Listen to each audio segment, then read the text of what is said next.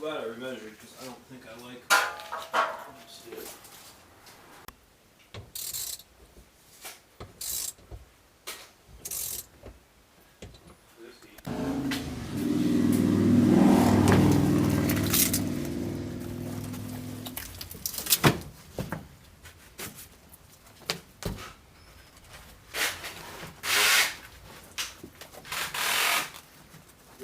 Maybe a razor blade in there.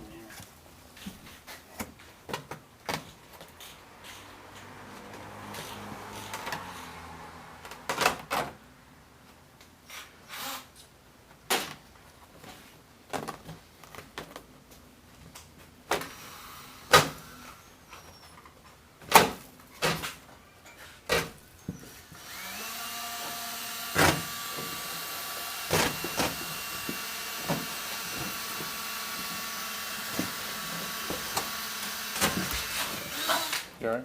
Yeah.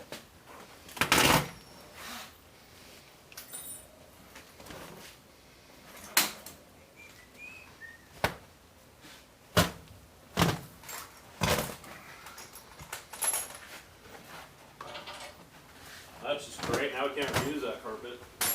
I was gonna paint it black. Let's get some from the house. Shit. We go to Home Depot and get some of that green patio shit.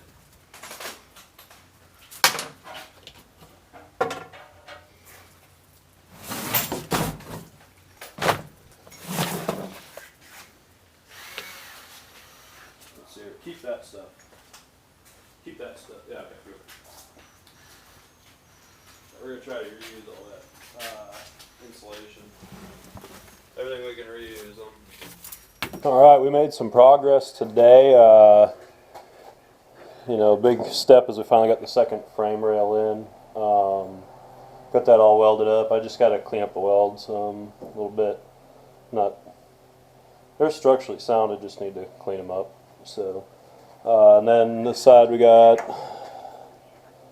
finished out the frame rail. We got the trunk pan and drop pan in, and I'm pretty satisfied with that. You see a little bit of gap over there, and the reason that is this whole wheel well is super solid, so I'm not going to go through the process of removing the trunk hinges and replacing the entire thing. So the only issue it had was the flange that comes down right here was pretty rusted out, and so we tested it all the way down, and I mean it's rock solid all the way down until it gets to right here. So we cut that out. I'm just going to put probably new 22 gauge metal all the way in there. I think I have some 20, but I'm going to check this. I'm pretty sure that that's 20 gauge, but I'm going to make sure that I do exactly the same as the factory. And so we'll weld that in, and then we made a new piece, and it was rusted down here, and there's a big hole. So I don't know if you can see this because of the light, but what we did is I went ahead and fabbed a new piece for that, and we will trim the edges to the side, but I ran out of argon, if you could tell by my welds. I was just trying to get it tacked in there good enough. So I gotta go get more argon. But we primed the inside, as you can see.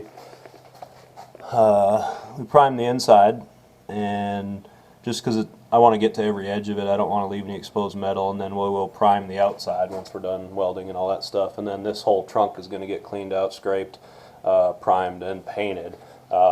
We might even just do undercoating inside it. We haven't decided, but we're not looking to make this thing exactly factory because we're probably going to put chrome rims and a different paint job on it, and so it doesn't need to be perfect. We're going to put a different steering wheel on it, but so we're not worried about bringing it back to OEM, but we want to make sure we do everything right, and that's why any rust issue we hit or we see we're hitting, you know, we got this piece I fabbed out of 20 gauge. Tacked in. I didn't want to weld it until I check out the drop pan and everything else, but you know, so we'll get that. Anything, if there's rust, it's coming out. You know, this is what we removed from the other side, and we're gonna do the same on this side because it's the only part. Just drilling out those spot welds, it takes a toll. So we're gonna make sure that it's right. And then, you know, down here you can see where they used Expandifoam. So we're gonna do the same thing on that side. The rest of the fender well is super solid, so we're gonna cut it right here, and then fab this piece right here, weld it in real good, and then you know, we're gonna put it just like it would be in the factory. So they're coming off the assembly line. So there's the update. Hopefully next time I do a video, this trunk will be coming back together completely, and then we'll move on to the floors. We got the parts we need in for the floors, which you can see our floor pans all in here, and so we're going to go ahead and cut and replace the floors, and then we can get going on the interior. And unfortunately we have to replace the headliner because of that one, but if the whole car is going to be new, might as well do the headliner anyway. So anyway, that's our update. Appreciate you watching.